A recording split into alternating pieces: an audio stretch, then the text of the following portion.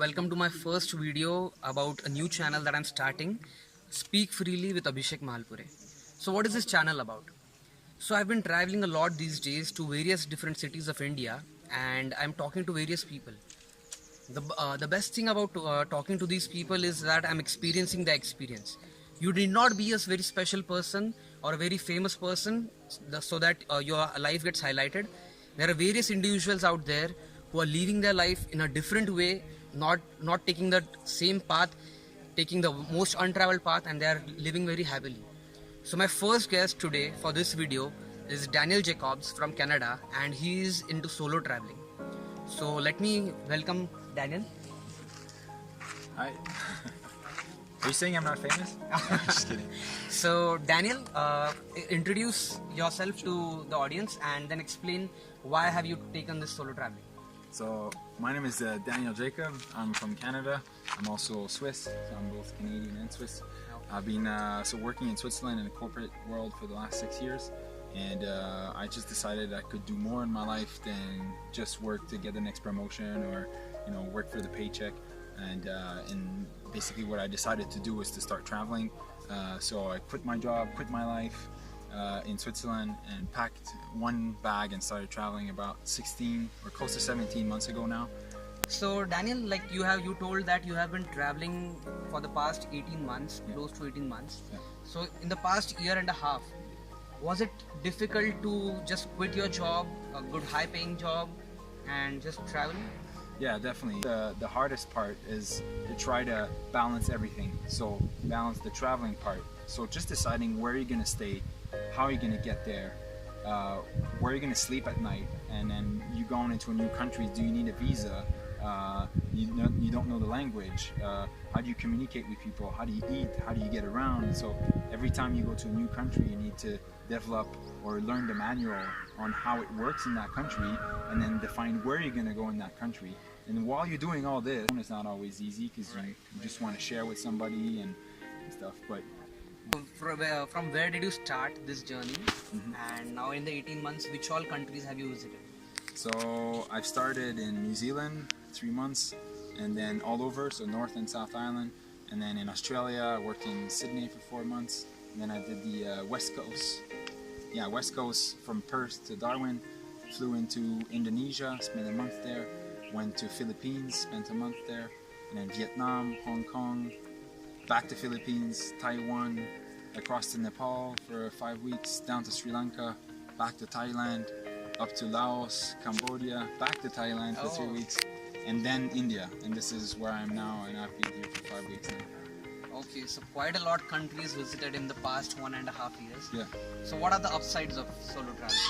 So like my viewers would like to know, if they choose solo traveling, what are the upsides that they would have in their life? So the upside is that you will meet people, because when you're solo traveling, the people that you meet are always new people because you're not traveling with someone. Also, the fact that you're alone makes you more prone to meeting people, because if you're with someone, it's not like you necessarily go out and meet other people all the time. But when you're traveling on your own, then it's just like easier to strike a conversation. There's a lot of solo travelers out there also, so these guys will be sharing the same kind of lifestyle and the same kind of impressions. So this is probably the best upside, is the people you meet along the way, and with those people you have great experiences. Then you'll try new things, right? The point of traveling is also to say, I can decide to go or to stay whenever you want, because you don't have somebody else that To take care of. wants to do something else or whatever. So you're completely free to do whatever. So this is the positive thing. Is also not necessarily to have a plan. To not have a plan means that you can just go with the flow, and then if you have a preset path, it becomes difficult to move away from it, and then you're like, oh, you want to do something else but you can't because it's preset.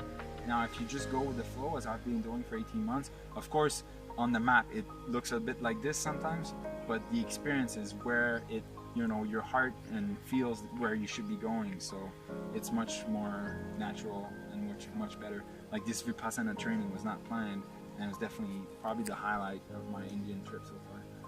Okay. And what are the negatives of solo traveling? Like there are many challenges, I assume. Yeah, so the challenges of solo traveling is definitely Sometimes you just want to share with somebody. The people you meet are not always the closest people. They're not always like your close friends when you can really open up. They, you know, a lot of the things you talk about all the time is like, where you from, where have you been. So it's a lot of the same conversation, you know, over and over again. And sometimes, you know, you kind of just want to be with someone or with a group of people that, you know, you feel good with, and this is not always the case when you're traveling alone. Also, one of the important things I found about traveling, which is hard, is that sometimes you need to recharge your batteries. You need to stay in the same place for a few days or a few weeks to be able to just regenerate and feel good and feel in a place where you're not constantly in change, like sort of a base type. Because this is important, I believe, for long-term travel, because you can't just keep on packing, moving for a year and a half. Like, it's impossible. You need some time to just sit down, find your comfort zone, recharge your battery, and get ready to go again. Okay. So this was the positives and the negatives of solo traveling. So when you solo travel, it's not only about taking the planned path, it's mostly about you don't plan anything. You just land up like he landed. He was in India. He had no plans of doing this Vipassana meditation course, but some friend recommended in a 3-day days. He decided to do it, and then he lands over here. Yeah. So it was really nice talking to know Daniel and experiencing his own experience about how solo traveling is and how has been his experience about traveling to different countries. So what would be your future plans? This would be the last question for the day. So what would be your future plans? So I think that I probably have another year in front of me to travel. I can't necessarily live on my budget endlessly, so I'm also trying to do some e-commerce on the side, so digital e-commerce, so I don't necessarily need to be in one place to do it. So this is what I'm planning on doing on the side. But as to where I'm going to travel, so now I'm going to Istanbul in 3 days, and from there into Europe, from there into Africa. So I want to do the southeast coast from Kenya to South Africa, and then from there fly over to South America and travel all the way back to North America. This is probably going to take about a year. So US traveling is still left with Daniel until his budget gets over, and then again probably you will earn and again quit job and do the traveling. We'll see from there. So you see, he has not yet planned. He has a plan for a year, but not has yet planned his life. So that was Daniel Jakob for you guys about solo traveling.